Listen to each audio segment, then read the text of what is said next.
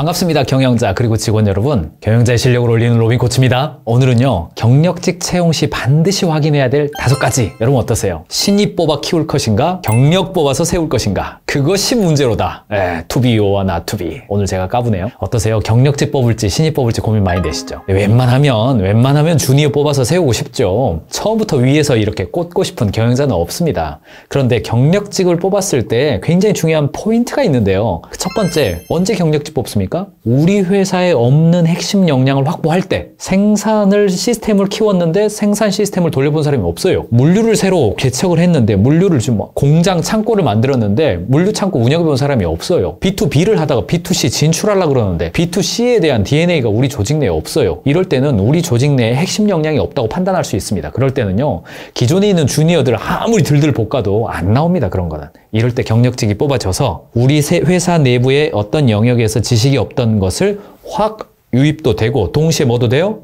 밑에 있는 주니어들에게 지적 자극과 훈련과 트레이닝의 기회로 삼아서 경력직들이 잘 적용이 되면, 융합이 일어나면 회사가 한번 이렇게 딱 질적으로 점프업이 되는 거거든요. 근데 이런 게 잘 안 일어납니다. 문제는 경력직이 들어와서 밑에 있는 직원 실력도 느는 기회가 되고, 회사에게 없던 영역에 대한 핵심 역량도 확보하기 위해서 경력직을 뽑죠. 그런데 여러 이유로 이런 일이 잘 안 일어나요. 그 포커스가 뭔지 아세요? 저는 다양한 이유로 여러 기업 현장을 보기 때문에 사람들 많이 소개하는 일을 합니다만, 아예 그런 거 하다가 이제 한 10여 년 정도 지나니까 사업부를 하나 만들어서 아예 헤드헌팅 사업부가 따로 있기도 합니다만, 자, 삼성에서 이사로 근무하셨던 분을 제가 소개해 드렸어요. 괜찮은 회사입니다. 그런데 이제 본부장으로 오셨어요. 근데 오너가 뭐 마음껏 해보세요 했는데, 아니 뭐 이렇게 뭐 좀 해보려 그러니까, 아이 그건 좀 해봤는데 안 된다. 뭐 좀 해보려 그러니까, 아 그건 뭐 자금 상황이 좀 안 맞다. 뭐 좀 해보려 그러니까 우리 문화는 좀 다르다. 자꾸 그러는 거예요. 이게 뭐 6개월 만에 사표 쓰셨습니다. 또 이랜드 출신 과장급 뭐 소개해드렸어요. 매출 뭐 수백억 정도예요. 그런데 이랜드 출신이 뭐 잘하시겠습니다만 뭐 열심히 하는 스타일이잖아요. 그래서 이제 주간회의를 하려고 그러는데 직원들이 못 따라와요. 주간회의에 실행과 결과 계획을 보고하라 그러는데 이 자체가 잘 안 돼요. 그러니까 이제 주간회의가 길어지게 되니까 경영자가 와서 뭐 짧게 해라, 현장 나갈 수 있게 해라, 이렇게 되니까 일하는 방식이 또 안 맞는 거예요. 직원들이 따라주질 않습니다. 이게 왜 이러지? 직원들 교체해야 됩니다. 아니다, 이 사람들 데리고 가라. 사표 썼어요. 한화에서 근무하시던 분이에요. 뭐 방위산업 관련된 분인데 이분도 뭐 중소기업 소개해드렸습니다. 근데 이제 관련된 영업 현장을 돌아다니는 거죠. 근데 전에 내가 한화의 과장으로 있을 때는 괜찮았는데, 이제 뭐 전에는 갑을 관계에서 갑으로 만나던 사람들 그동안 관계 잘 했다고 생각해 왔는데 막상 돌아다녀 보니까 안 만나주는 거예요. 대리도 안 만나줘요. 주임도 안 만나주고. 그러니까 그 마음속에 어떤 뭐랄까요? 그 모멸감이라고 해야 되나요? 하여튼 그거를 못 버티는 겁니다. 게다가 1개월, 3개월, 6개월 지나니까 경영진은 영업의 성과에 대해서 압력이 들어오는 거죠. 된다 하지만 또 안 되는 거예요. 예, 사표 썼습니다.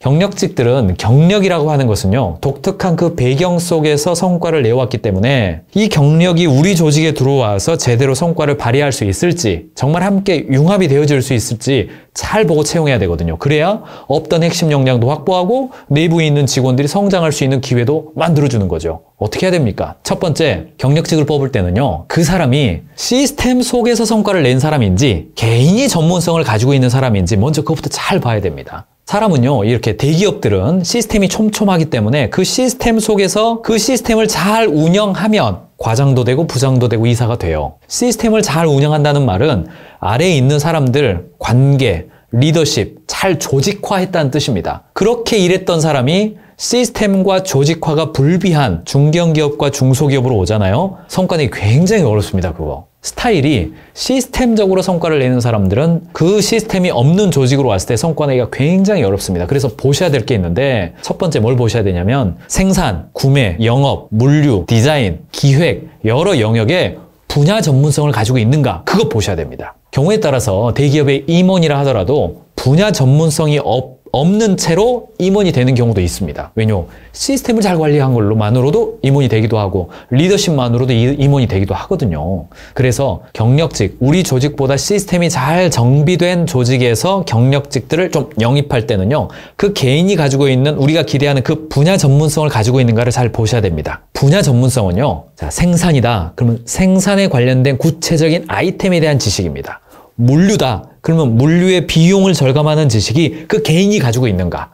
디자인이다. 그러면 디자인의 그 창의성, 디자인을 기획하고 설득하는 능력, 요거 보셔야 되고, 영업이다. 그러면 구체적으로 영업의 그 설득의 노하우를 가지고 있는가, 그거를 잘 보셔서 우리 회사에 없는 그 핵심 역량 있잖아요. 우리 회사가 얻고자 하는 그 역량이 무엇인지를 규정한 다음에 그분이 가지고 있는지를 보는 것이 너무너무나 중요한 요소인데, 많은 경우 경력직을 영입할 때 면접을 타이트하게 보면 예의에 어긋난다고 생각하거나 한 번, 두 번, 세 번 반복해서 보면 이 사람 놓칠 것 같아서 거기 출신이시면 잘하겠죠. 대략 요 정도 이야기하고 일을 시작하는 경우가 많아요.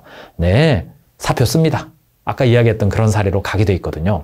굉장히 중요합니다. 제가 5가지 얘기합니다만 이 한 가지가 거의 8, 90% 이상 중요합니다. 시스템에 의해서 성과를 낸 사람인가, 개인 분야 전문성을 가지고 있는 사람인가, 이거 잘 보셔야 되고, 이 영상을 혹시 지원하시는 경력자분들이 보고 계시다면 좋은 이직을 하시기 위해서라고 한다면 내가 가고자 하는 그 조직에서 내가 가진 분야 전문성 갖고 계시잖아요. 그 분야 전문성을 잘 발휘할 수 있는 곳인가, 그거 역으로 검증하시면 좋은 매칭이 되겠죠. 두 번째 보셔야 될 건 뭐냐면요, 그 경력자의 개인적 환경을 좀 살펴보셔야 됩니다. 경력자는 통상 30대에서 50대까지, 30대 중반에서 50대 중반 정도까지가 경력직의 대상이잖아요. 이 과장급에서 임원급까지. 요 사이인데, 요 시기는 어떤 시기냐면 개인적으로 책임이 증가된 시기입니다. 제가 한 분을 잘 소개시켜 드렸는데 너무 좋아요. 근데 이분이 나중에 알고 보니까 어머니가 요양원에 계세요. 그래서 저녁 시간이 되면 고정적으로 이렇게 좀 밥을 이렇게 좀 떠먹여 드려야 되고, 또 주말이 되면 가서 좀 운동도 시켜 드려야 되고, 그런 상황이에요. 그런데 함께 이 채용을 할 때 그런 이야기를 서로 전혀 안 나눈 거예요. 왜요? 근무 시간 이후니까 나눌 필요가 없죠. 그런데 경영자는 마음속에 생각하기를 이 사람이 때로는 좀 야근도 하고 주말에도 이렇게 뭔가 좀 집중해줘야 될 때는 좀 해주기를 기대했던 거예요. 근데 전혀 그게 안 되니까 개인 입장에서 할 말이 있죠. 근데 경영자의 마음속에 섭섭한 게 자리 잡게 되고, 아무래도 말이 세게 나가게 되고, 사표 썼죠. 그래서 사실 우리가 프로로 만나는 거잖아요. 그래서 개인적 환경에 대해서 자녀가 어떻게 되고, 학교로 가야 되고, 혹은 지역이 어떻게 되고, 출퇴근 시간이 어떻게 되고, 굉장히 이렇게 사업상에 채무를 져가지고 사업하다가 들어오신 분도 꽤 있고 막 그렇잖아요. 그런 상황에 대해서 솔직하게 이야기를 나누면서 개인적 환경 속에서 이렇다, 그러면 나는 금요일 날은 꼭 가야 된다, 아니면 때로는 일주일에 하루 정도는 좀 내가 다른 일을 좀 봐야 된다거나, 여러 가지 엮여 있는 그런 것들이 있습니다. 그런 것들을 경영진과 1대1로 만나서 리더로 지금 오는 것이기 때문에요. 만나서 그 개인적 환경에 대한 이야기를 미리 얘기를 하셔야 나중에 시간 지나서 나 그럴 줄 몰랐다, 눈높이가 서로 달라가지고 헤어지게 되는 경우도 적지 않게 많이 있습니다. 근로 조건을 이야기할 때 이런 걸 이야기하시는 것이 굉장히 중요해요. 경영진은 굉장히 기대감을 가지고요, 예상치 못하게 차도 주고, 때로는 지방에서 왔기 때문에 가지고 있는 콘도 혹은 기숙사 이렇게 제공해 주는데, 개인 입장에서는 전혀 다른 환경에 있어가지고 집중 못 해주는 경우도 꽤 많이 봤어요. 개인적 환경에 대해서 특별히 40대 이상의 가정적 책임, 사회적 책임이 많은 상태의 분들이기 때문에 이거 얘기하는 거 주저하지 마시고요. 지원하시는 분도 자기 상황을 충분히 이야기하시고, 경영자도 기대하는 바를 정확하게 이야기하셔서 여기서 미스매치 돼가지고 헤어지는 경우, 섭섭이가 찾아와가지고 함부로 말도 못하는 영역이에요. 그런 거 이제는 우리는 프로들이잖아요. 얘기하시는 거 굉장히 중요하고, 두 번째였습니다. 세 번째는요, 평판이 있습니다. 경력직들은요, 평판이 있어요. 어떤 한 분이 나중에 저한테 이제 경영자분이 물어봤어요. 경력직으로 왔는데 한 2, 3개월 만에 퇴사를 했는데, 아무래도 물증은 없지만 심증은 가는데 자료 이렇게 파일 다운받아가지고 간 것 같다는 거죠. 그리고 그분은 사업 시작해버렸고.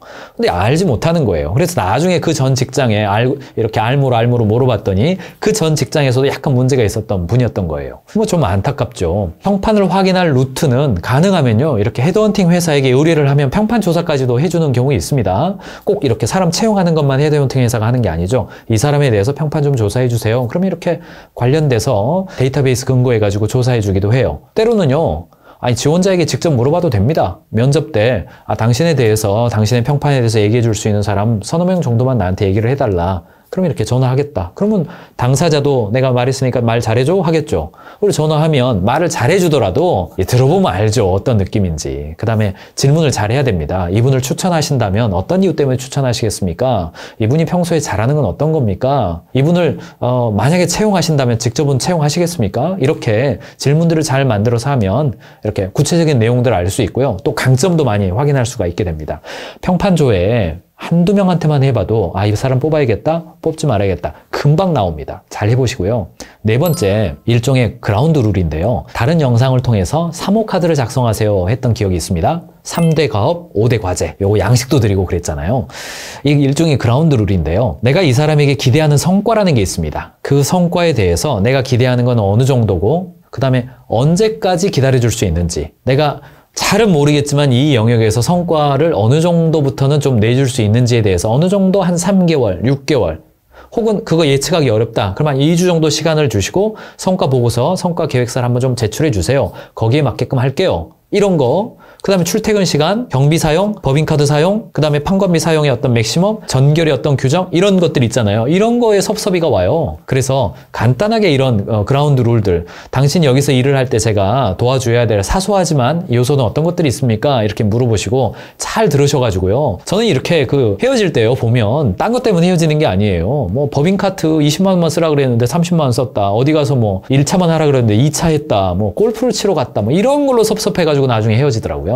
그러니까 이 사소한 문제들 있잖아요. 가볍게 여기지 마시고 처음에 그라운드 룰에 눈높이를 맞추면 크게 문제가 없게 됩니다. 잘 보셔야 되고요. 마지막으로 다섯 번째, 중요한 영역인데요. 업무 영역의 책임과 권한을 초기에 세팅을 잘 해주셔야 됩니다. 뭔가 해보고 싶어도 그건 네 권한 아니야. 어디까지 해야 되지? 어디까지 손대야 되지? 이게 경력직으로 입사한 사람들이 가지고 있는 마음의 상태거든요. 해도 되나? 말아도 되나? 이런 거거든요. 그래서 사실 경력직 뽑을 때는요, 어떤 부서가 명확해야 됩니다. 영업부, B2C, 생산부, 제2공장 이런 식으로 업무의 책임과 권한이 명확하게 구별되어져서 계기판이 세팅되는 거죠. 당신의 성과는요, 매출이고요, 생산 원가고요, 구매 원가고요, 운영 생산성이고요. 정확하게 업무 영역이 구별되어져서 계기판 세팅이 될 수 있을 때, 그 부서의 경영 계기판이 딱 세팅되어질 때에 이 시너지가 극대화될 수 있습니다. 그리고 그 책임에 대해서 서로 공유된다면 밑에 있는 직원들 더 뽑을 건지 말 건지, 2명 뽑을 건지 3명 뽑을 건지, 성과를 언제까지 낼 건지 다 밀어줄 수 있습니다. 왜요? 그 지표에 대해서 합의를 서로 받기 때문에. 그래서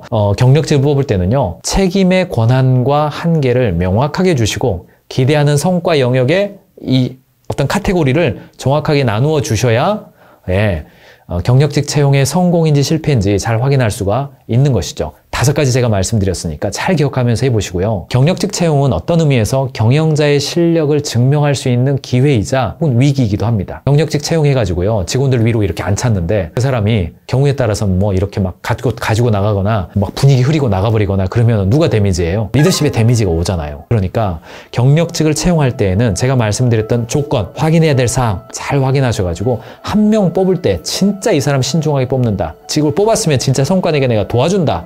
이런 관점을 가지시고 경력직 채용 성공하시기 바랍니다. 신입 뽑아 키울 것인가? 경력 뽑아 세울 것인가? 그것이 문제로다. 제가 말씀드린 사항 잘 참고하셔가지고 적용하시기 바랍니다. 경영자의 실력이 조직의 실력입니다.